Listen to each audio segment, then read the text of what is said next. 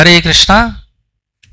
তো আপনাদের সবাইকে আমাদের অনেক সৌভাগ্য যে আজকে আমরা সবাই শিল প্রভুপাদের প্রথম মন্দির ভারতবর্ষে শ্রী শ্রী রাধা গোবিন্দ শ্রীমান মহাপ্রভু জগন্নাথ বলদেব সুভদ্রা এবং সুদর্শনের সম্মুখে শিল প্রভুপাদের সম্মুখে ভক্ত সঙ্গে শ্রীমদ্ ভাগবতমের এই অমল পুরাণের শ্লোক, যা স্বয়ং ভগবান বলছেন উদ্ধবকে, সেই শ্লোক থেকে আমরা পাঠ করে সেটা শ্রবণ করার সৌভাগ্য লাভ করছি।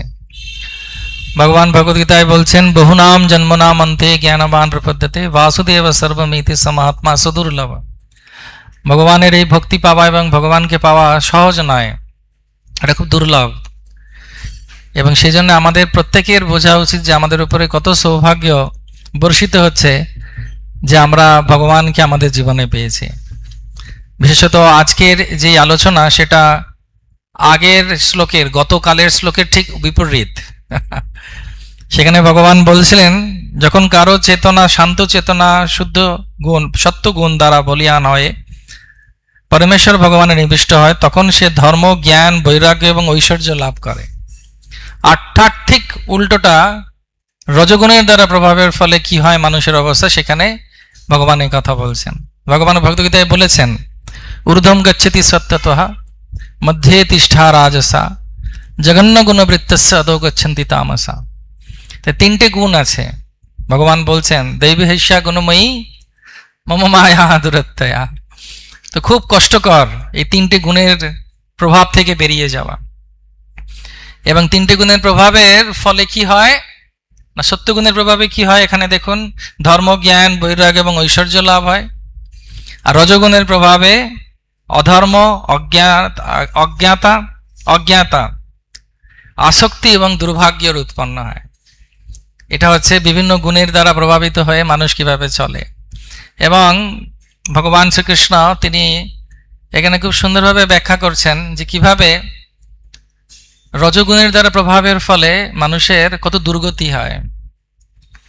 তো এর একটা বিশিষ্ট উদাহরণ আমরা দেখতে পারি যে রজগুণ কতটা বিধ্বংসী বর্তমান সমাজে বা বর্তমান পরিস্থিতিতে। এই বছর যেভাবে শুরু হয়েছে, যদি কেউ ভালোভাবে লক্ষ্য করে, এবং জড়জগতে যে কোনো ব্যক্তি যেভাবে জীবনযাপন করে যদি কেউ ভালোভাবে লক্ষ্য করে, তাহলে দেখবেন যে যা ভগবান বলেছেন আজ থেকে 5000 বছর আগে এবং বারবার তিনি বলেছেন, সেই কথাগুলো বর্তমানের জন্য প্রযোজ্য। বর্তমান কালের জন্য সেটা স্পষ্ট যে যখন কেউ শুধুমাত্র ইন্দ্রিয় ভোগ এবং শুধু আমার কথা চিন্তা করে, আমার ঘর, আমার দেহ, আমার বাড়ি, আমি করে, এটাতে শ্রীমদ্ ভাগবতমে বলছে অহম মমেতি, আমি এবং আমার, এর থেকে বেরোনো খুব কষ্টকর। তার কারণ হচ্ছে এটাতে ফলে একজন ব্যক্তি সম্পূর্ণরূপে আসক্ত হয়ে যায় প্রত্যেকটা পরিস্থিতিতে। তো একটা উদাহরণ দেওয়া হয় যে এই আসক্তিটা কিরকম না,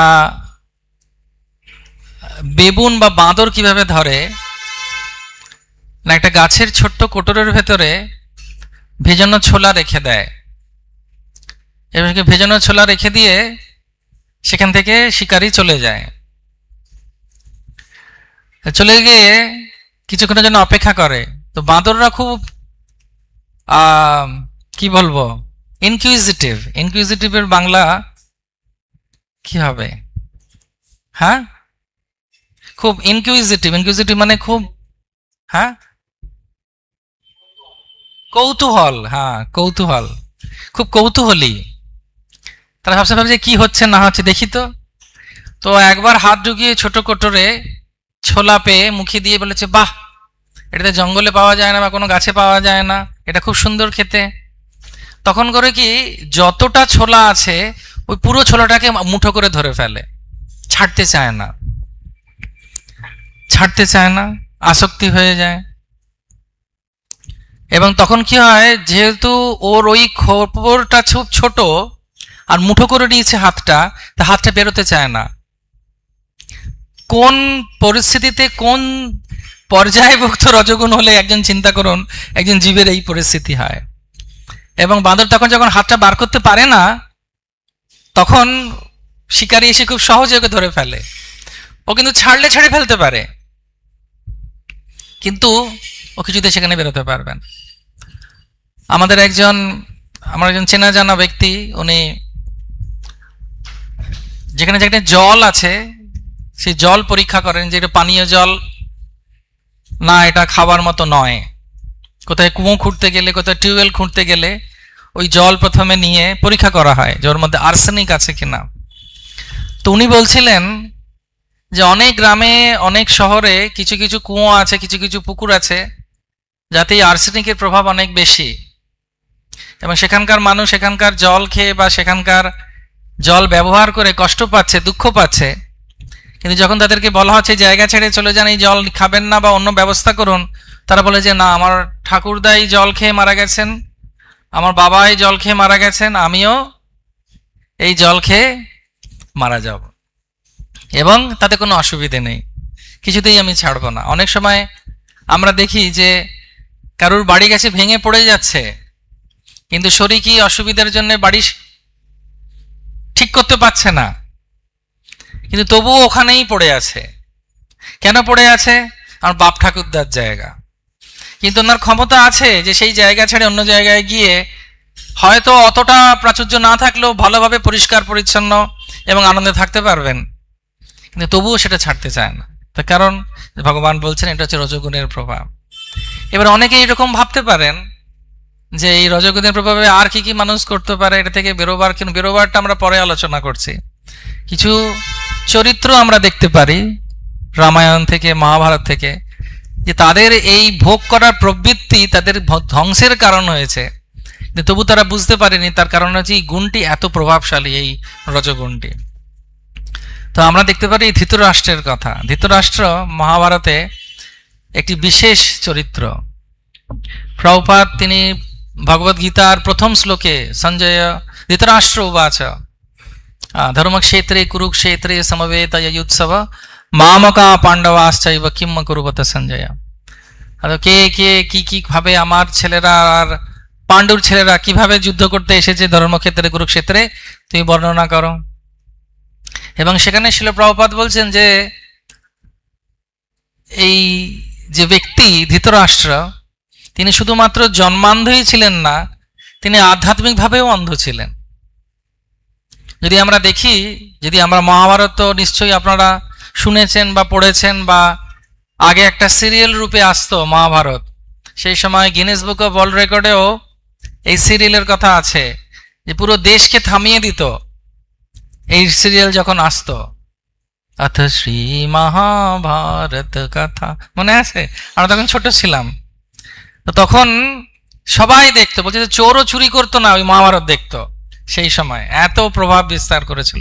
তো আমাদের কিছু তো জ্ঞান আছে ধৃতরাষ্ট্র সম্পর্কে। তো ধৃতরাষ্ট্র উনি উপযুক্ত ছিলেন না রাজা হবার জন্যে, তার কারণ ওনার চোখে উনি দেখতে পেতেন না। সেই জন্য রাজনীতি অনুযায়ী এবং ধর্মশাস্ত্র অনুযায়ী যার নিজের চোখ নেই সে কিভাবে আরেকজনকে দেখাবে। কিন্তু তবুও ওনার কনিষ্ঠ ভ্রাতা পাণ্ডুর হঠাৎ বিয়োগে, তো ওনাকে, কার ছেলেরা ছিল, বাচ্চারা সবাই ছিল তখন নাবালক, তো ওনাকে বিদুর বলে ওনার যে আরেক ভাই ছিলেন, তিনি স্বয়ং ধর্মরাজ ছিলেন। সে ধর্মরাজ অর্থাৎ যমরাজ নিজে বিদুর রূপে জন্মগ্রহণ করেছিলেন, এবং তিনি বলেছিলেন ঠিক আছে আমি আপনাকে সাহায্য করব। এবং ব্যাসদেবের আশীর্বাদে, ব্যাসদেবের কৃপায় তিনি রাজত্বভার গ্রহণ করেন। এবং তিনি অপেক্ষা করছিলেন যে পাণ্ডুর প্রথম পুত্র জন্মগ্রহণ করেন, সে সবার থেকে বড় ছিল তার পরবর্তী প্রজন্মে, এবং তিনি জানতেন যে পরবর্তীকালে যুধিষ্ঠিরকে রাজা করতে হবে। কিন্তু তৎসত্ত্বেও তিনি তার আত্মজ অর্থাৎ নিজের শরীর থেকে যেটা বেরিয়েছে, অর্থাৎ তার পুত্র, শতপুত্র ছিল তার, এবং একটি মেয়ে ছিল দুঃশলা, কিন্তু এই শতপুত্রের মধ্যে সব থেকে বেশি আসক্ত ছিলেন তিনি তার বড় পুত্র, যার নাম ছিল দুর্যোধন। আগেকার দিনে মানুষের চরিত্র অনুযায়ী নাম হতো। ধৃতরাষ্ট্র মানে পরের রাষ্ট্র যে অন্যায়ভাবে হরণ করে নিজের কাছে রাখবে, তিনি হচ্ছেন ধৃতরাষ্ট্র। দুর্যোধন মানে যার শাসন বা আর দুর্যোপয়োগে অন্যের ধন বা সম্পত্তি যে লাভ করার চেষ্টা করবে, যে দুর্যোধন। আর দুঃশাসন আর শকুনির কথা বলছি না।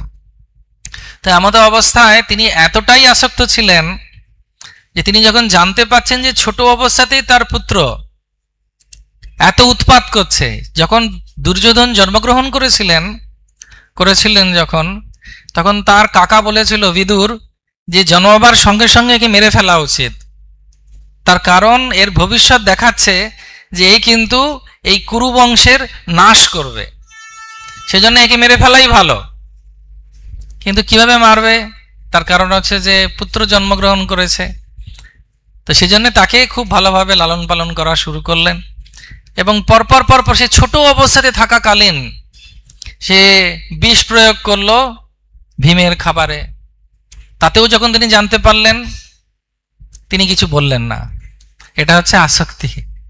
যখন কেউ ভুল করছে, ছেলেও ভুল করছে, তাকে শাসন করলে সে ঠিক হয়ে যেত, কিন্তু তাকে শাসন করলেন না। কেন? তার ভেতরেও একটা সুপ্ত লালসা ছিল যে আমি রাজা হতে পারিনি, বা আমি সক্রিয়ভাবে সম্পত্তি গ্রহণ করতে পারিনি, আমার পুত্র পাবে।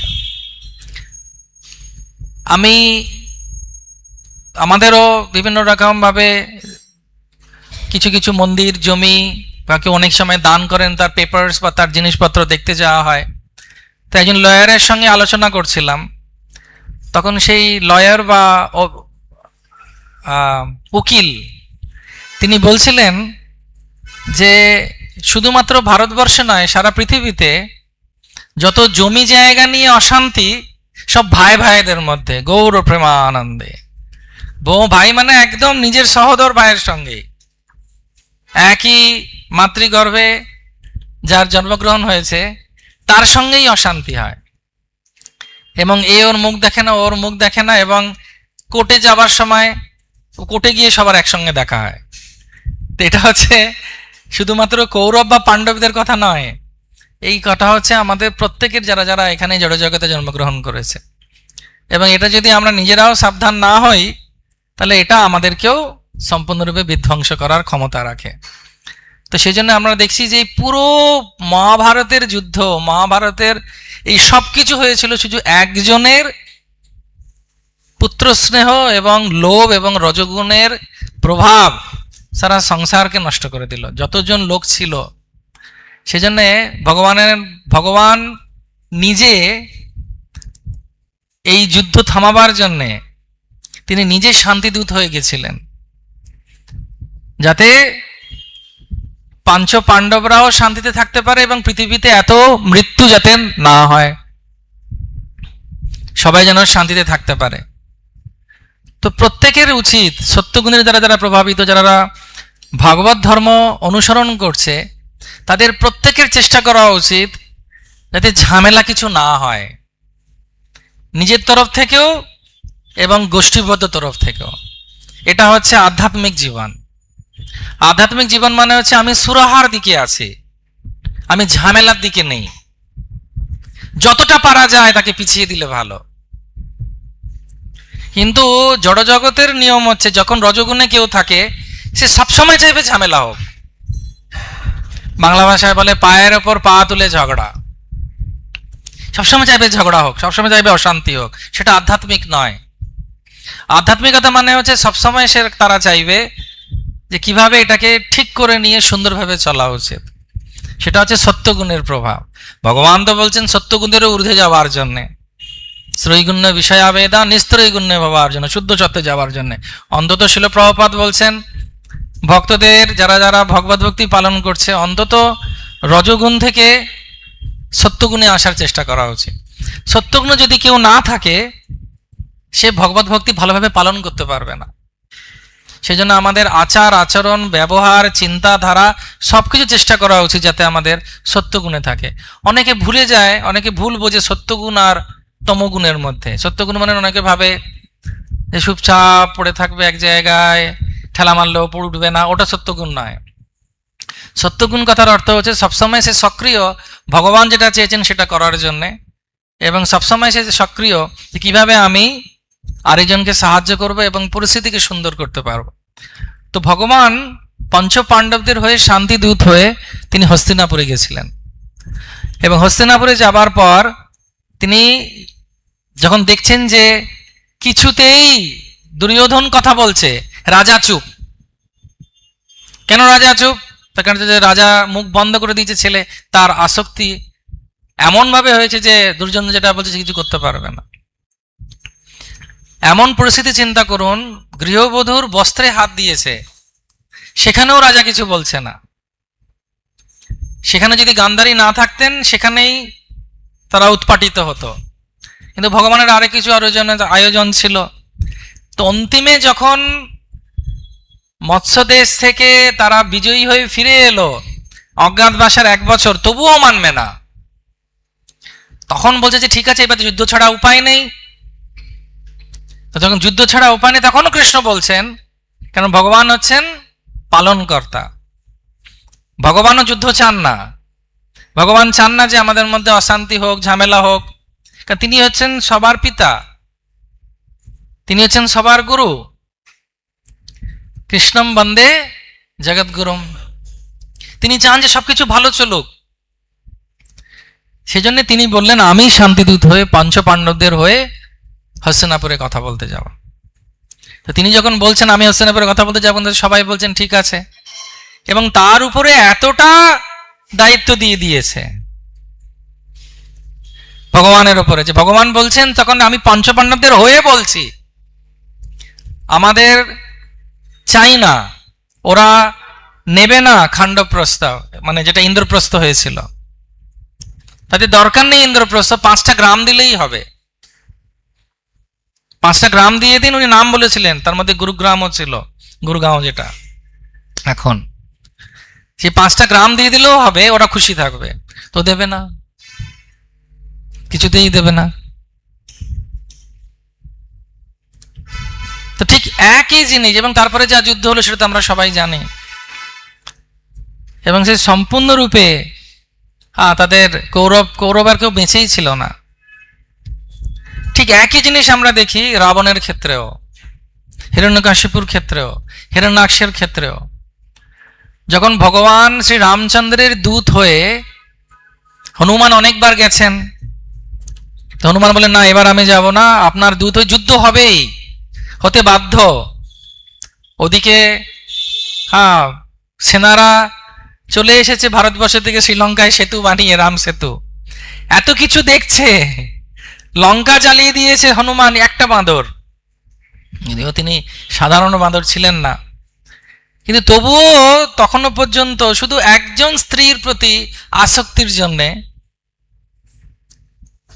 রাবণ তখনও বলে যাচ্ছে তার অত ভালো ভাই তার কথা শুনছে না, ঠিক যেভাবে ধৃতরাষ্ট্র বিদুরের কথা শোনেননি, ঠিক সেইভাবে আমাদের বিভীষণের কথাও রাবণ শুনছেন না। এবং না শুনে তিনি তখনও বলছেন যে না আমি সীতাকে কিছুতেই দেব না।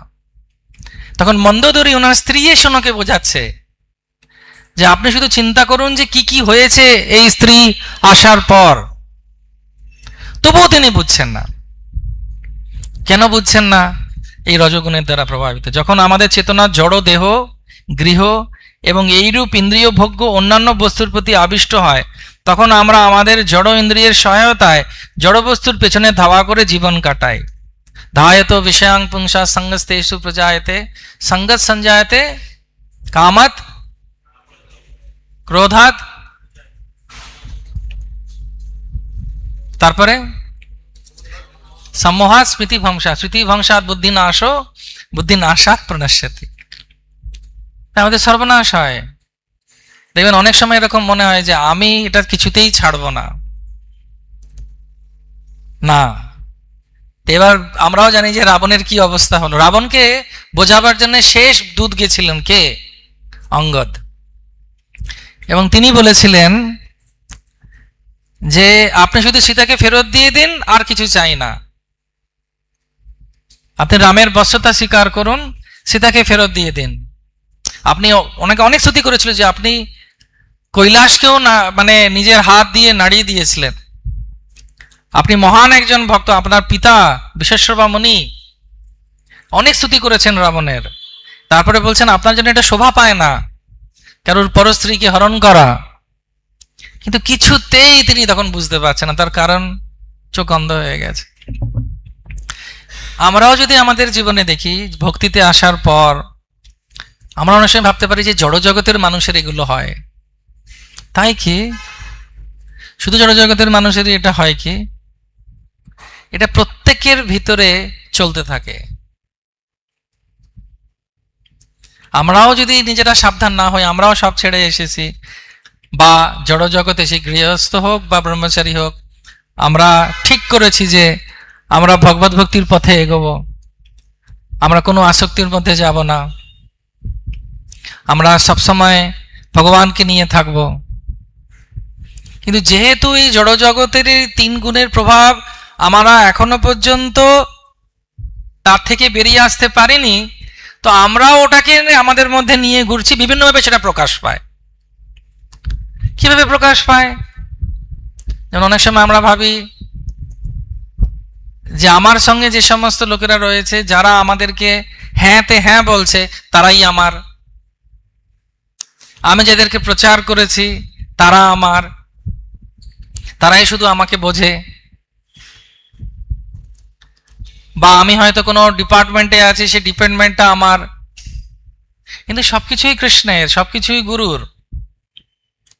অনেক সময় এরকমও দেখা গেছে যে এই রজগুণের প্রভাবে দুটো মঠের মধ্যে এমন ঝামেলা হয়েছে, কি নিয়ে না, কে আগে আরতি নেবে। হরে কৃষ্ণ, আরতি আসে না, আরতি আরতি কে আগে নেবে, সেটা নিয়ে কেস চলছে।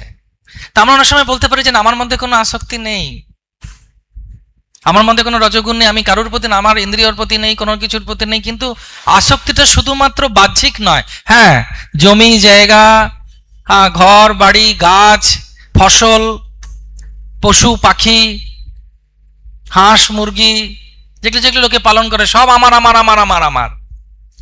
অনেক সময় অনেক যোগী ভাবে যে আমার তো সব ছেড়ে চলে এসেছি, আমার তো কিচ্ছু নেই।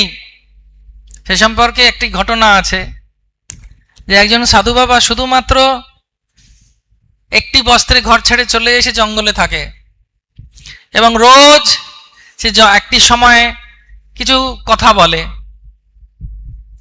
তখন গ্রামের লোকেরা এসে তার কাছে শোনে। তো গ্রামের লোকেরা যখন তার কাছে শোনে, সেও ভালো লাগে। তো একদিন গ্রামের লোকের আসতে দেরি হচ্ছে, হরে কৃষ্ণ। তো দেরি হচ্ছে কেন, দেরি হচ্ছে কেন দেখতে দেখতে চিন্তা করার জন্যে গাছের মগ ডালে উঠে পড়েছে, এবং মগ ডাল নরম, আর ওখান থেকে পিছলে নিচে পড়ে আত্মারাম খাঁচা ছাড়া হয়ে গেছে। তো যখন গ্রামের লোকেরা এসেছে দেখতে, কিছুক্ষণ দেরি হয়েছে, তারা দেখছে যে উনি আর নেই, ওনার শরীর শান্ত হয়ে গেছে। কেন শান্ত হয়েছে, কেন আসছে না, কেন আসছে না? সেই জন্য রূপ গোস্বামী, সনাতন গোস্বামী তারা বলছেন, সর্ব অপরাধ হিয়ায়া সর্ব অনর্থ বিভুশ্চয়া কুরু প্রতিষ্ঠায়া বিষ্ঠায়া যন্ত্রয়া স্পর্শনম হরে। এই প্রতিষ্ঠা আসে এই রজগুণ থেকে। রজগুণ মানে হচ্ছে যেটা আমাকে আপনাকে উদ্বুদ্ধ করবে এই সমস্ত আসক্তির মধ্যে থাকার জন্য।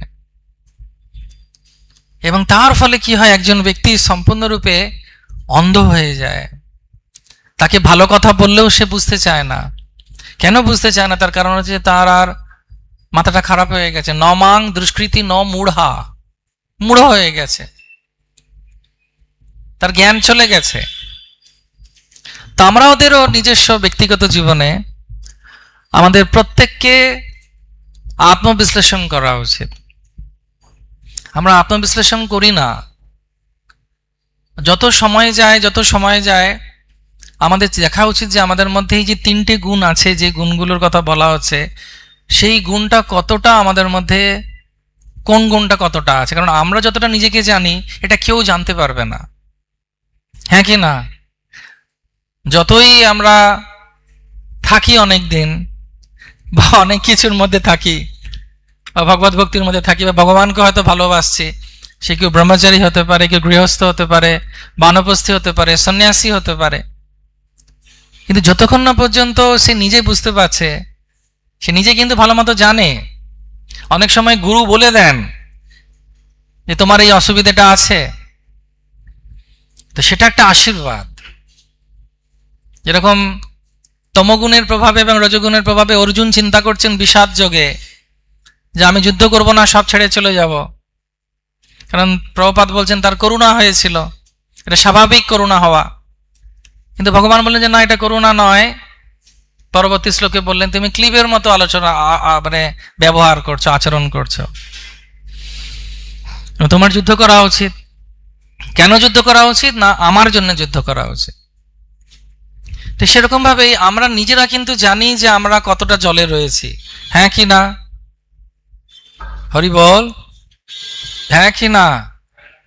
হ্যাঁ, আমরা কিন্তু আরেকজন জানেন আমাদের সম্পর্কে, যারা আমাদের সঙ্গে ব্যবহার করছেন আমাদের থেকে বড়, যারা এই স্থানে অনেক দিন রয়েছেন, যারা নিজেদের জীবনে সেটা পালন করছেন,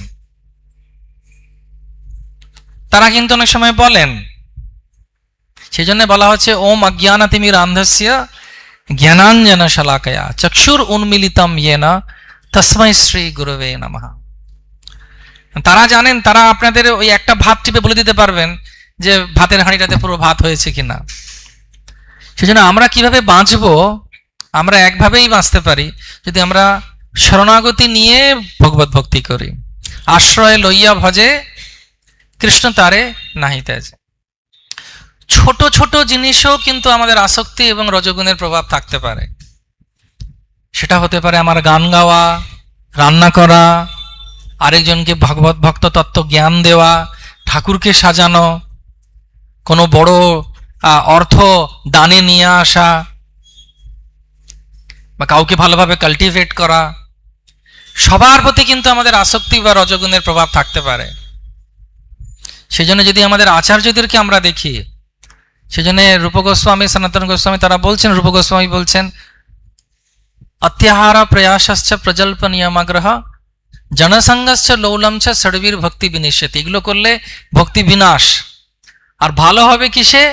উৎসাহাত নিশ্চয়াত ধৈর্যাত তত্তৎ কর্ম প্রবর্তনাৎ সঙ্গ ত্যাগত আর সতোবৃত্তি। সঙ্গ ত্যাগের মধ্যে অসৎসঙ্গ ত্যাগ এবং আচার্যদের পদাঙ্ক অনুসরণ করা। যে সমস্ত আমাদের যদি ইস্কনের ইতিহাস দেখি, যে সমস্ত ব্যক্তিত্বরা শিল প্রভুপাদকে অনুসরণ করেছেন, এখনো করছেন, তারা দিগ্বিজয়ী। দিগ্বিজয়ী মানে নিজের ভেতরের শত্রুকেও তারা দমন করেছেন এবং বাইরের শত্রুকেও তারা দমন করেছেন, সবাইকে সুন্দর করে প্রচার করে চলছেন। কিন্তু যারা যারা প্রভুপাদকে নকল করতে গেছেন, রজগুণের দ্বারা প্রভাবিত হয়, কারণ মানুষ হয় এই ভুলটা করে, তারা কিন্তু খুব কষ্ট পেয়েছেন বা অসুবিধার সম্মুখীন হতে হয়েছে। সেজন্য ভগবত ভক্তির একটা বড় কৃপা হচ্ছে, যদি আমরা সেই কৃপাটা নিতে পারি, সেটা হচ্ছে কারু তত্ত্বাবধানে ভগবত ভক্তি করা। তাহলে তিনি সাহায্য করতে পারবে, তোমার এখানে ভুল হচ্ছে। কিন্তু অনেক সময় রজগুণের প্রভাবে এমন করে দিই আমরা আমাদের চারপাশটাকে, কেউ আসতে পারে না সাহায্য করার জন্য। যেরকম বাঘের মাথায় যদি একটা হাঁড়ি ঢুকে যায়, বাঘ খুব ছাড়াবার চেষ্টা করছে, সবাই হা হুতাশ করছে, আহারে আহারে, আহাগো আহাগো, কত কষ্ট পাচ্ছে গো, হয়তো মরেই যাবে। কিন্তু কেউ তার কাছে যেতে পারবে না। কেন? খুলে দিলেই মহাপ্রসাদে গোবিন্দে। আমি কি বোঝাতে পারছি? এটা হাসি ছিল, হাসতে পারেন। হরে কৃষ্ণ। তো বাঘের মাথায়, বা ভাবুন কোন নেকড়ের বাঘের মাথায় হাঁড়ি ঢুকেছে, ওই হাঁড়িটা ভাবুন হচ্ছেন রজগুণ বা তমগুণ। কিভাবে বার করবেন আপনি? সে তো সব কেটে দিয়েছে লাইন। ওটাকে ইংরেজি ভাষায় বলে, কিছু কিছু মানুষের কাছে যাবেন, তারা এত আত্ম অহংকারী, তাদের কাছে গিয়ে আপনি কিছুক্ষণ থাকতে পারবেন না। কেন? তারা ইংরেজি ভাষায় বলে ট্যান্ট্রাম থ্রো করে। ট্যান্ট্রাম মানে এমন একটা এনার্জি থ্রো করে চারিদিকে যে সবাই দূরে থাকতেই পছন্দ করে, কারণ তার সে ভাবে যে সে সব জানে। এবং তখন কি হয়, সব থেকে বেশি কষ্ট সে কে পায়? সব থেকে বেশি কষ্ট কে পায়? সেই নিজেই পায়। তার কারণ সে সম্পূর্ণরূপে বন্ধুত্ব বিরহ হয়ে যাবে, বন্ধুত্ব থাকবে না, কারোর সঙ্গে যোগাযোগ থাকবে না। এবং এটাও কিন্তু সম্ভাবনা আছে প্রত্যেকের ব্যক্তির। সেজন্য অনেক সময় আমাদের হতে পারে যে আমার তো জমি জায়গা নেই, আমি তো দিয়ে দিয়েছি সবকিছু, দিয়ে দিয়েছি আমি কত বড় দানি, ওটাও একটা রজগুণ। তো কি করে বেরোবেন এর থেকে? তো একটাই উপায় হচ্ছে কোনো ভগবত ভক্তর তত্ত্বাবধানে ভগবত ভক্তির যে প্রণালী আছে সে প্রণালীটাকে খুব সউৎসাহে গম্ভীরতার সঙ্গে আশ্রয় নিয়ে এবং বিনীতভাবে এগিয়ে চলা, এবং সবসময় হৃদয়ে দুটো জিনিস রাখা একজন ভগবত ভক্তির পথে যে আছে তার জন্য খুব প্রয়োজন। সেটা হচ্ছে কৃতজ্ঞতাবোধ, আর কৃতজ্ঞতাবোধ থেকে যেটা আসে সেটা হচ্ছে ভালোবাসা, ভালোবাসার এক নাম হচ্ছে সেবা। অর্থাৎ কৃতজ্ঞতাবোধ আর সেবা যদি ভাব থাকে তাহলেই সে একমাত্র ভগবত ভক্তিতে এগিয়ে যেতে পারবে। তখন ভগবান তাকে করুণা করবেন, ভগবান তাকে ভালোবাসবেন। ভগবান হচ্ছেন এমন একজন ব্যক্তিত্ব, তিনি খুব কৃতজ্ঞ। ভগবানের যদি চরিত্র দেখেন, শ্রী চৈতন্য মহাপ্রভু তিনি মুরারি গুপ্তকে স্তুতি করছেন, এবং সে স্তুতি করছেন কোন জন্মের কথা? তার আগের জন্মের কথা। তার সেবা নিয়ে তিনি খুশি ছিলেন, তিনি হনুমান হয়ে সেবা করেছেন। এই মহাপ্রকাশ লীলা চৈতন্য মহাপ্রভুর, এই মহাপ্রকাশ লীলাটি কি? এটা হচ্ছে মহাপ্রভু তিনি নিজে কৃতজ্ঞতা স্বীকার করছেন সেই সমস্ত ভক্তদের কাছে যারা তার জন্য করেছেন সেবা। ঠিক সেরকম ভাবে আমরা অনেক সময় অনেক জিনিস যেগুলো পাচ্ছি তার প্রতি কৃতজ্ঞতা বোধ রাখি না, আমরা ভাবি যে এটা আমার প্রাপ্য। সেটাও কিন্তু রজগুণ, যে আই ডিজার্ভ দিস। সত্যি কি আমি ডিজার্ভ করি এটা? সেটা চিন্তা করা উচিত। 3 বেলা গরম প্রসাদ, সেটা কুমড়োর ঘ্যাঁটি হোক কি লাউ সবজি হোক, হোয়াট এভার, কিন্তু গরম প্রসাদ তো পাচ্ছি। বাজার করতে যেতে হচ্ছে না, মন্দিরে যারা প্রসাদ পান তাদের কথা বলছি, বা ভগবানের সেবা করার সুযোগ পাচ্ছি। যারা যারা গৃহস্থ আশ্রমে রয়েছেন তাদেরও জীবন কত সুন্দর, চিন্তা করুন, প্রচার করার সুযোগ আসছে, বাড়িতে ভগবানকে স্থান দেয়া হয়েছে, ভগবানের আরতি করার সুযোগ পাচ্ছেন, প্রসাদ পাবার সুযোগ পাচ্ছেন, মন্দিরের উৎসবে অংশগ্রহণ করার সুযোগ পাচ্ছেন, কীর্তন করার সুযোগ পাচ্ছেন। তখন চিন্তা করা উচিত যে আমি আর কি করতে পারি ভগবানের জন্য। কিন্তু যখন কেউ রজগুণের দ্বারা প্রভাবিত হবে সবসময় ভাববে যে কোথায় কি জমে আছে দেখি তো একটু দিয়ে যেতে পারি কিনা। অনেক সময় আমি দেখি, অনেক সময় এরকম আমারও সাক্ষাৎকার হয়েছে, কিছু কিছু জিনিস প্রসাদ বা মহাপ্রসাদ এমন জায়গায় লুকিয়ে রাখা হয়েছে সে নিজেই পরে খুঁজে পাচ্ছে না। হরে কৃষ্ণ।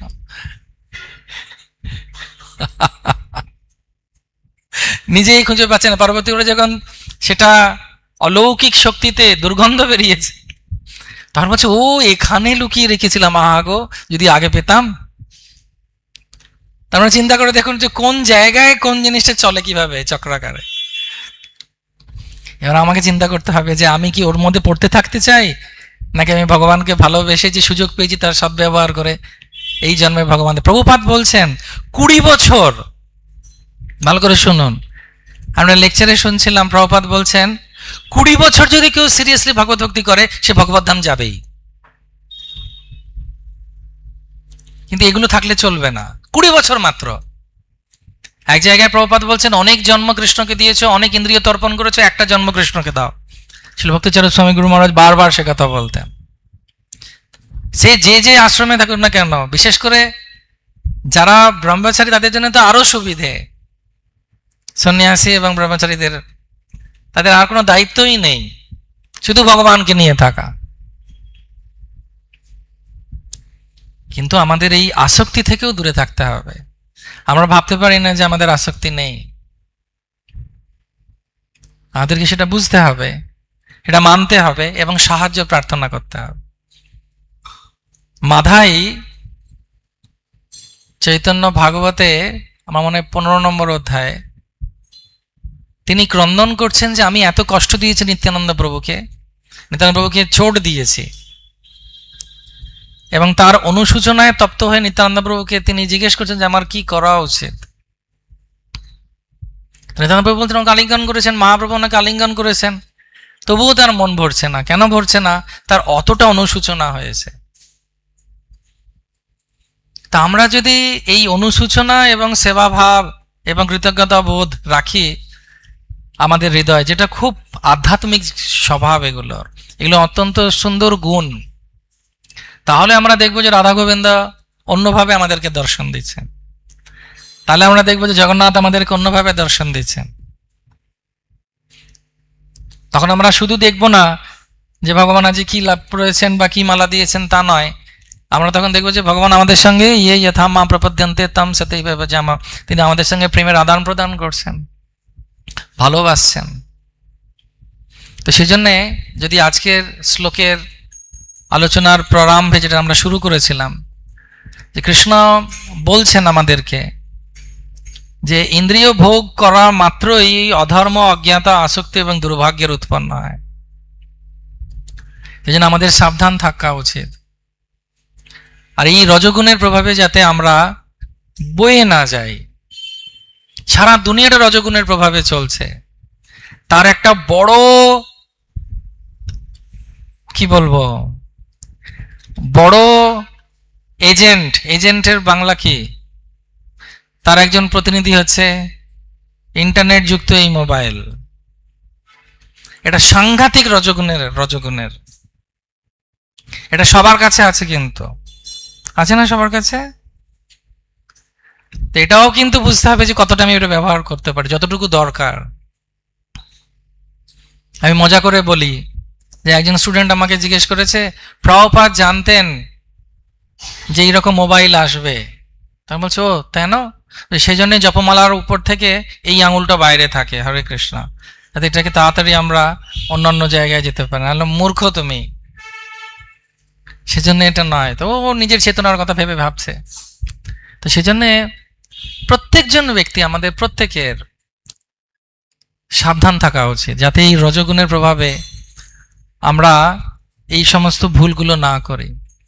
এটা কেউ ভগবত ভক্তিতে হয়তো নেই, তারও যেটা হতে পারে, সেটা যে ভগবত ভক্তিতে রয়েছে তারও এই সমস্ত বাধাগুলো আসতে পারে, যদি সে নিজে সাবধান না হয়, যদি সে নিজের রক্ষা না করে। সেজন্য মহাপ্রভু বলছেন সাজানো বাগান ভক্তির রক্ষা করতে হবে। নিষিদ্ধাচার খুঁটিনাটি জীব হিংসন, লাভ পূজা প্রতিষ্ঠাতি যত উপশাখাগণ। ভক্তির লতার সঙ্গে সঙ্গে উপশাখাগুলোও বাড়ে।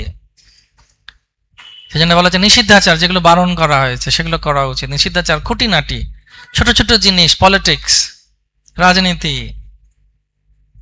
কারুর ক্ষতি করার জন্যে। জীব হিংসন, জীব হিংসা মানে জেনে শুনে কাউকে কষ্ট দেওয়া। আর লাভ পূজা প্রতিষ্ঠাতে যত উপশাখাগণ, এগুলো মহাপ্রভু বলছেন একজন ভক্তকে খুব সাবধানে রক্ষা করে রাখতে, যাতে এগুলো না আসে, এই আগাছাগুলোকে তুলে ফেলে দিতে। তো সেজন্য আমাদের ছিল প্রভুপাদ অনেক সুযোগ দিয়েছেন। এতগুলো সেন্টার আসছে কলকাতায়, আচার্যদের এত কৃপা হচ্ছে আমাদের ওপরে। এই সমস্ত সুযোগগুলো আমাদেরকে নিয়ে এবং বুঝতে হবে প্রতিদিন ঘুম থেকে উঠে আর প্রতিদিন ঘুমোতে যাবার সময় ভগবানকে ধন্যবাদ দেওয়া উচিত, যে ভগবান এত কৃপা তুমি আমাকে করেছো, তোমাকে অনেক ধন্যবাদ। আর তুমি আমাকে সাহায্য করো যাতে আমি সম্পূর্ণরূপে তোমার সেবায় থাকতে পারি। দৈবী হৈষ্যা গুণময়ী মায়া দুরত্যয়া মাম এব যে প্রপদ্যন্তে মায়া মেতাম তরন্তিতে। হরে কৃষ্ণ কৃষ্ণ কৃষ্ণ হরে হরে, হরে রাম রাম রাম হরে হরে। শ্রীমদ্ ভাগবতম কি, গৌর প্রেমানন্দে। কারো যদি কিছু প্রশ্ন থাকে, এখনো 5-10 মিনিট আছে, প্রশ্ন করতে পারেন। আজকের আলোচনার সাপেক্ষে হোক বা কোনো কিছু সাপেক্ষে হোক, যদি কোনো প্রশ্ন থাকে আপনারা প্রশ্ন করতে পারেন।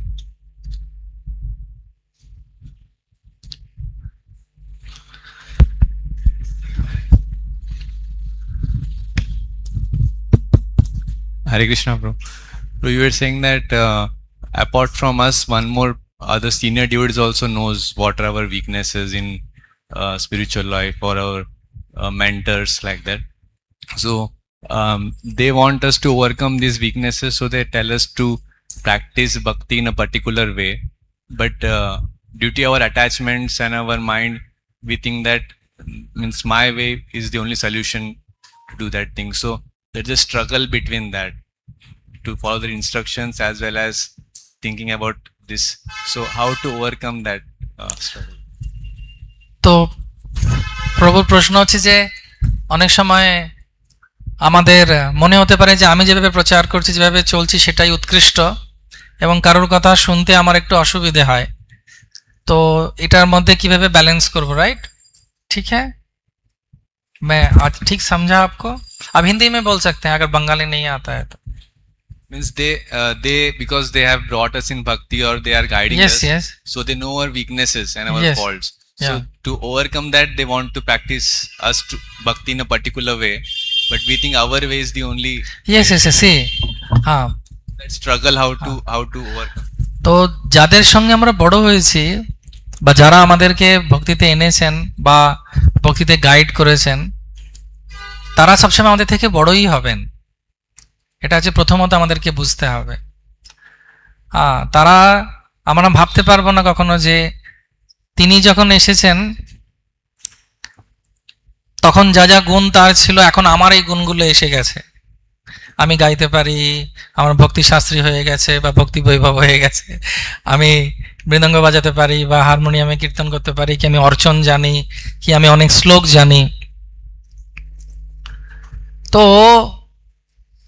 তিনি যেরকম সেগুলো জেনে কিন্তু তিনি আরো এগিয়ে গেছেন, এবং আমাকে বুঝতে হবে যে কোনোভাবে আমি কিন্তু তার জায়গা নিতে পারবো না।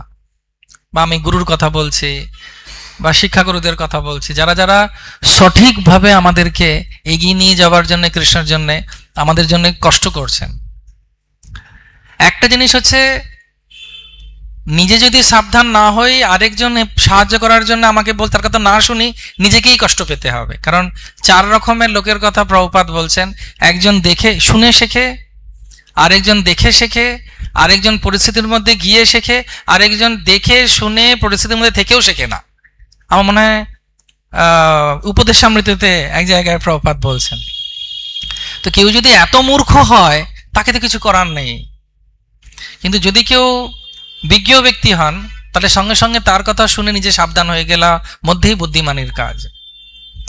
এবং ভগবত ভক্তির সব থেকে বড় আশ্রয় হচ্ছে, ভগবানও যখন দেখেন যে আমি কারো তত্ত্বাবধানে ভগবত ভক্তি করছি, তার কথা শুনছি, তখন ভগবানও তার উপর কৃপা করেন। ভগবান বলছেন, মোর ভক্ত না পূজে, মোরে পূজে মাত্র, দাম্ভিক সেই না হয় মোর কৃপার পাত্র। মোর ভক্ত, আমার ভক্ত যেটা বলছে সেটা শুনছে না। অনেকে বলে, আমি কৃষ্ণর সামনে দাঁড়িয়েছিলাম, একটা ফুল পড়ে গেল, তার মানে কি কৃষ্ণ আমাকে বললেন তুমি কৃষ্ণরাজ কবিরাজ গোস্বামী নও, যে ভগবান তোমার উপরে মালা খুলে ফেলে দিলেন। বা তুমি ভক্তি সিদ্ধান্ত সরস্বতী ঠাকুর প্রভুপাদ নয়, যিনি জগন্নাথের চরণে রাখার সঙ্গে সঙ্গে ফুল পড়ে গেল, ফুল পড়ে গেল, ফুল উড়ে গেল, ঠাকুর বাঁশি নাড়িয়ে দিল, তার মানে কি আমি যেটা চাইছি সেটাই ঠিক? আমি বলতে পারবো না। কেন বলতে পারবো না? কারণ আমার সেই সাক্ষাৎকার হয়নি। আমি দেখতে পাচ্ছি যে এই গন্ডগোলগুলো তোমার হচ্ছে, এগুলো ভুল, এবং এগুলো করলে পরবর্তীকালে আমার অভিজ্ঞতায়, যেহেতু আমি শুনেছি, দেখেছি, দুনিয়া তোমার থেকে আরো বেশি আগে দেখেছি, যেন বড়রা যেটা বলে তখন সেই বড়দের কথায় শোনা উচিত। আর বলবেই বা কেন? সে তোমাকে স্নেহ করে বলে বলছে। যদি আমরা অনেক জিনিসে ইনডিফারেন্ট থাকি, ইনডিফারেন্ট মানে আজকে রাস্তা দিয়ে হই হই করে লোক চলে গেল, তো আমরা কোনো খিরি বাবা জানলা বন্ধ করে দে, কারণ আমরা সম্পূর্ণরূপে তার প্রতি বিদ্যুৎশ্রদ্ধ, বা বিদ্যুৎশ্রদ্ধ মানে আমরা জানি না কি হচ্ছে।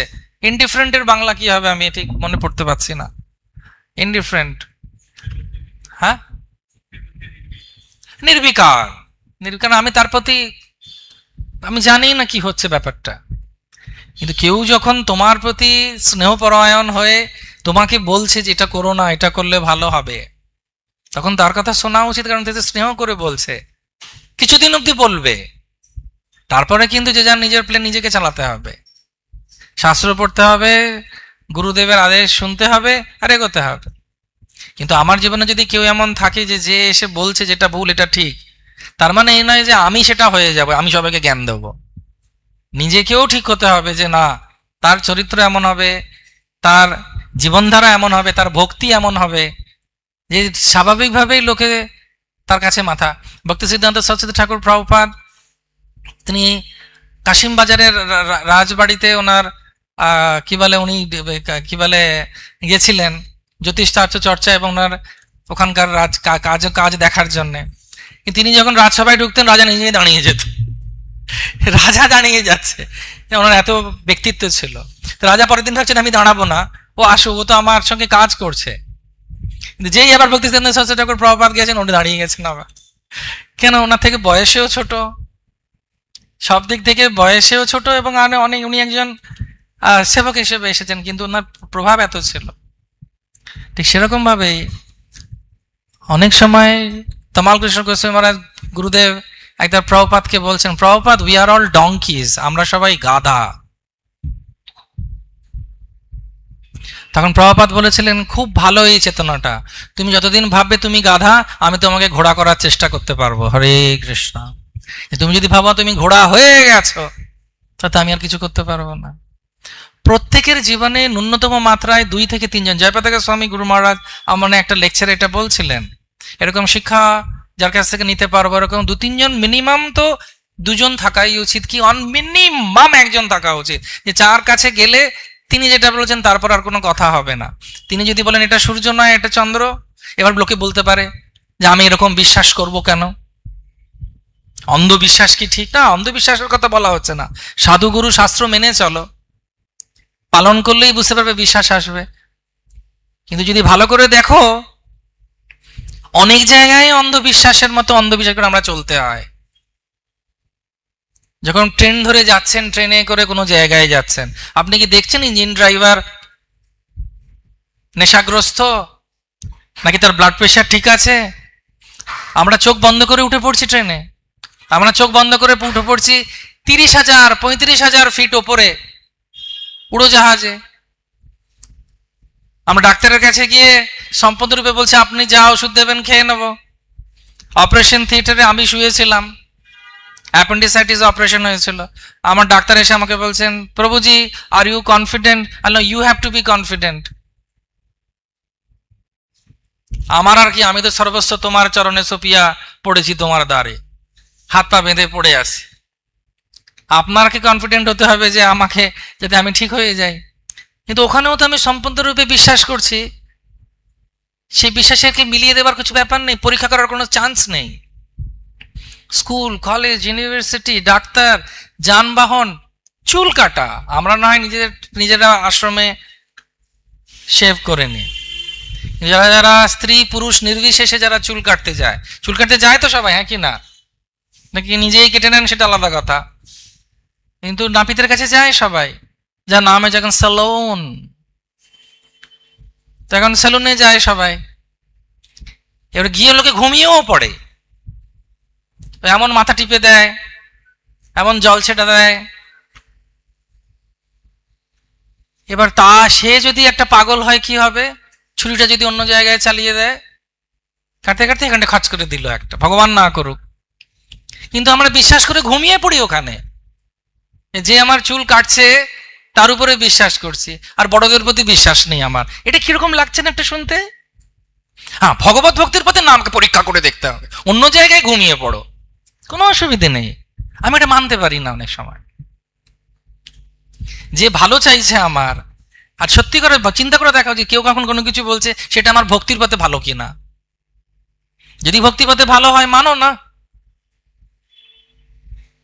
সেটাই তো বলছেন ভগবান ভগবদ গীতায়। অর্জুন বলছেন কার্পণ্য দোষ, তখন ভগবান বলছেন তদ বিদ্ধি প্রণিপাতেন পরিপ্রশ্নেন সেবয়া উপদীক্ষা দিতে জ্ঞানম জ্ঞানিনম সত্যদর্শিনা। সেটা আমাদের প্রত্যেকের প্রয়োজন। আমাদের অনেক সৌভাগ্য যে ইসকনে এরকম অনেক আশ্রয় আছে যেখানে আমরা নিতে পারি, এবং তাদের তত্ত্বাবধানে ভগবত ভক্তি অনেক পিওর ডিভোটিসরাও রয়েছে, যারা জীবন দিয়ে দিচ্ছেন কৃষ্ণের জন্য। সেদিকে তাকাতে হবে আমাদের, তাহলে দেখবেন যে আপনি always you are feeling secured. কেউ তো আছে বলার জন্য, কিন্তু যদি কেউ না থাকে বলার, তখন অ্যালার্ম বাজা উচিত, অ্যালার্ম বাজা উচিত যে কেউ নেই মাথার উপরে। সেজন্য কৃষ্ণকে যখন জিজ্ঞেস করেছেন যুধিষ্ঠির মহারাজ সব থেকে দুর্ভাগ্যশালী ব্যক্তিকে, তখন 4 জনের কথা বলেছিলেন। মা মারাধ্য দুঃখার্থা কুটুম্বা আসক্ত মানসা সৎসঙ্গ রহিত মত্ত বৃদ্ধ সেবা পরিচ্যুতা। মা মারাধ্য দুঃখার্থা, যে আমাকে পুজো করে না, কৃষ্ণকে, খুব দুঃখী। কুটুম্বা আসক্ত মানসা, এই যে আজকের ভাগবতমে যেটা বলছে, কুটুম্বের প্রতি আসক্ত, আমি আমার প্রতি আসক্ত, খুব দুঃখী। সৎসঙ্গ রহিত মত্ত, জন্মগ্রহণ করেছে পৃথিবীতে কিন্তু সৎসঙ্গ নেয় না, ভালো আলোচনায় আসে না, খুব দুঃখী। আর বৃদ্ধ সেবা পরিচ্ছুতা, বৃদ্ধ সেবা পরিচ্ছুত মানে বড়রা কেউ নেই মাথার উপরে, বৃদ্ধ সেবা। তো বৃদ্ধ সেবা পরিচিত মানে no one is there to guide. চিন্তা করো তো কত রিস্কি। এবার মনে হয় অনেক সময় খারাপ লাগে যে বলছে বাবা একই কথা বারবার, কিন্তু গুরুর কাজই হচ্ছে সেটা করা। একজন ইসকন মন্দিরে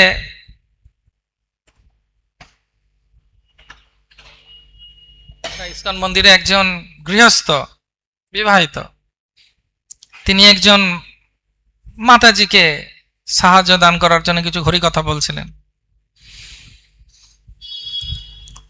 তো ওই মাতাজি আর উনিই বসে আছেন, গৃহস্থ প্রভু আর ওই মাতাজি বসে কথা বলছে। তো তখন ওনার গুরুদেব আসা যাওয়া করছেন বারবার। তারপর গুরুদেব ওনাকে ডেকে যখন মাতাজির সঙ্গে কথা বলছিলেন, হয়তো কাউন্সেলিং করছিলেন বা যে প্রশ্নের উত্তর দিচ্ছিলেন, তখন সেই গুরুদেব বললেন ওনাকে যে তুমি আমার সঙ্গে দেখা করো। তো দেখা করলেন, তো বলছেন যে তুমি জানি তুমি গৃহস্থ আশ্রমে রয়েছ, তবুও কিন্তু তুমি কোনো একজন স্ত্রীর সঙ্গে একা এক জায়গায় কথা বলবে না, তোমার স্ত্রী কোথায় ছিল? তো তখন তিনি বলছেন যে আমি তো মন্দিরের ভেতরে ছিলাম, মন্দিরের ভেতরে কথা বলছিলাম। মানে উনি বলেননি, কিন্তু উনি ওনার সাক্ষাৎকারে বলছিলেন যে আমি মন্দিরে ছিলাম, বিগ্রহ ছিল, সব ছিল, তো অসুবিধে কি ছিল? কিন্তু সবকিছু কিছু তর্ক না করে তিনি বললেন যে আমার এটা হবে না। আর আমি বুঝতে পেরেছি আপনি কি বলতে চাইছেন। তো সেজন্য চৈতন্য মহাপ্রভু ধন্যবাদ দিচ্ছেন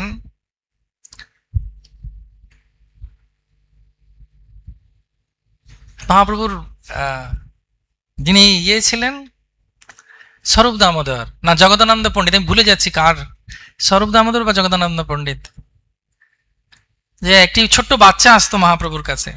হ্যাঁ, স্বরূপ দামোদর, দামোদর পণ্ডিত, ওকে। তো ওনার কাছে আসতো, তো মহাপ্রভু বারবার ওকে আদর করতেন, খুব কৃষ্ণের মতো সুন্দর দেখতে ছিল বাচ্চাটা। তো মহাপ্রভুকে উনি একদিন বলছেন তোমার এত একই আদর করার কি দরকার আছে? তুমি সন্ন্যাসী, বলছে কি হয়েছে? বলছে ওর মা যিনি তিনি বিধবা, এবং পরবর্তীকালে তুমি ওকে আদর করছো, লোকেদের কথাবার্তা এবং লোকের যে আচরণ খুব খারাপ, তখন তোমার সঙ্গে সেই বিধবা স্ত্রীর সঙ্গে তোমাকে লিঙ্ক করবে, সেজন্য তোমাকে এত আদর করার দরকার নেই, তুমি সন্ন্যাস ধর্মে রয়েছে। তো মহাপ্রভুকে ধন্যবাদ দিয়েছেন যে তুমি আমাকে বাঁচিয়েছো। মহাপ্রভু গোবিন্দকেও বলছেন, গোবিন্দ তো ছোট, যখন মহাপ্রভু খুব সুন্দরভাবে গাইছেন দেবদাসী, মহাপ্রভু এত আনন্দ পেয়েছেন, মহাপ্রভু ওনার দিকে ধাবিত হয়েছেন কৃষ্ণ প্রেমে। তখন গোবিন্দ বলছেন মহাপ্রভু উনি স্ত্রী। তখন মহাপ্রভু এসে ওনাকে জড়িয়ে ধরেছেন, জড়িয়ে ধরে বলছেন তুমি আমার প্রাণ বাঁচালে, আমি সন্ন্যাস ধর্মে ছিলাম, আমার এটা বোঝা উচিত ছিল। এই নয় যে মহাপ্রভু জানতেন না, মহাপ্রভু বুঝতেন না, তা নয়। মহাপ্রভু আমাদেরকে শিক্ষা দেবার চেষ্টা করছেন যে কারুর না কারুর সংস্পর্শে, কারুর না কারুর তত্ত্বাবধানে থাকা উচিত, আমাদের নিজেদেরকে সাবধান রাখা উচিত। আমরা কিন্তু বুঝতে পারি যে একটু লিমিট ক্রস করছি, ফোনে বেশি কথা বলা বা কোথাও যাওয়া যেখানে যাওয়ার দরকার নেই, না গেলেও চলবে, সে যে কোনো আশ্রম নির্বিশেষে। একটা সময় তো আসবে যখন আপনাকে কেউ কিছু বলবে না, এটা স্বাভাবিক, কারণ পরিস্থিতি ওরকম হয়ে যায়। কিন্তু তবুও যদি আপনার কেউ থাকে যে আপনাকে সাহায্য করতে পারে, যার কথা আপনি শোনেন, তাহলে এটা বড় আশীর্বাদ। অনেক সুন্দরভাবে আপনি নিজের কে বাঁচিয়ে রাখতে পারেন। সেজন্য 3 রকম ব্যক্তি জীবনে দরকার। ছোটরাও দরকার উৎসাহ দেওয়ার জন্যে। প্রভুপাদ এক জায়গায় বলছেন, প্রভুপাদ বলছেন তমাল কৃষ্ণ গোস্বামী মহারাজ আমাকে উৎসাহ দাও, আমাকে উৎসাহ দাও বলে জড়িয়ে ধরেছেন। হ্যাঁ, টিকেজি ডায়েরিতে আছে। তখন ছিল গুরুদেব চালু করলেন রিপোর্ট দেওয়া, প্রভুপাদ যাতে খুশি হন ভালো কি কি ইস্কনে হচ্ছে। তা শেষের দিকটা ছোটদের দরকার আছে, সহোদরদের দরকার আছে, বন্ধুত্বপূর্ণ ভক্তদেরও দরকার আছে, যেখানে কোনো রকম মুখোশ পরা বা কোনো রকম কোনো কিছু আড়াল করার দরকার নেই, সেরকম বন্ধু দরকার। ভক্তি জীবনেও দরকার, বাইরের জীবনেও দরকার। আর দরকার বড়দের আশ্রয়। তো সেজন্য এমন কোনোদিন হওয়া উচিত নয় যেখানে আমি ভাববো যে আমি এত বড় হয়ে গেছি যে আমার আর কারোর দরকার নেই। ঠিক আছে, এইখানে রহিল আজ অমৃত লহরী, দুহাত তুলিয়া বলো হরি হরি, গৌর প্রেমানন্দে হরে।